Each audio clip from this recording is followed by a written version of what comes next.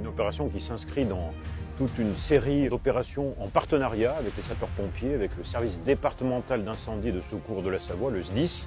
On a commencé par une opération à feu réel au mois de novembre dernier pour sensibiliser les Aixois et permettre aux sapeurs-pompiers de s'entraîner dans le lieu bâti d'Aix-les-Bains. Et puis nous poursuivons aujourd'hui par une opération qui est une première en Savoie, à savoir l'acquisition par la mairie d'Aix-les-Bains d'un drone.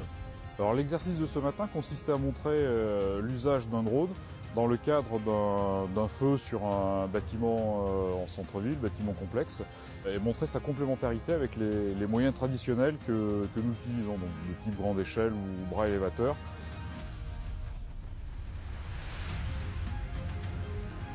Il n'était pas possible de pouvoir visualiser le point de départ de feu avec l'accès direct avec la grande échelle. Et donc le drone permettait d'avoir le relais et de pouvoir identifier très précisément la zone de départ de feu. Le maire d'Aix-les-Bains a souhaité pouvoir doter le service départemental d'incendie et de secours de la Savoie d'un drone. Nous avons, nous, défini un concept d'emploi et donc nous avons notamment des usages comme celui qui a été démontré ce matin, donc sur des reconnaissances techniques lors de feux. Et nous avons également des usages sur des interventions au milieu naturel, de type inondation, glissement de terrain, ou localisation de personnes sur des phases de secours. Et puis pour formaliser les choses de manière très professionnelle, on signera très prochainement une convention avec la ville d'Aix-les-Bains pour un petit peu structurer notre action administrativement et juridiquement. Depuis mon élection, on a vraiment souhaité développer ce partenariat.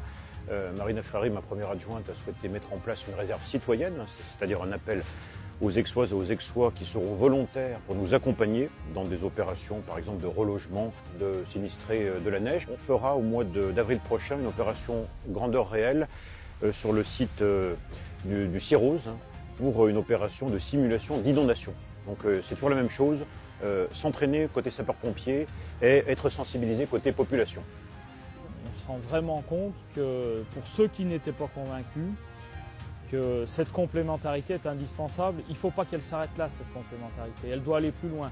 Aujourd'hui, on est sur des drones aériens. Demain, il faut qu'on soit sur des drones terrestres, des robots terrestres, pour pouvoir intervenir de manière très pragmatique, très opérationnelle, sur des théâtres d'opération très complexes.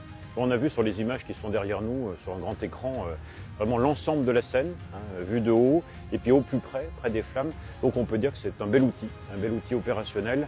L'objectif, c'est mieux travailler et puis évidemment sauver des vies.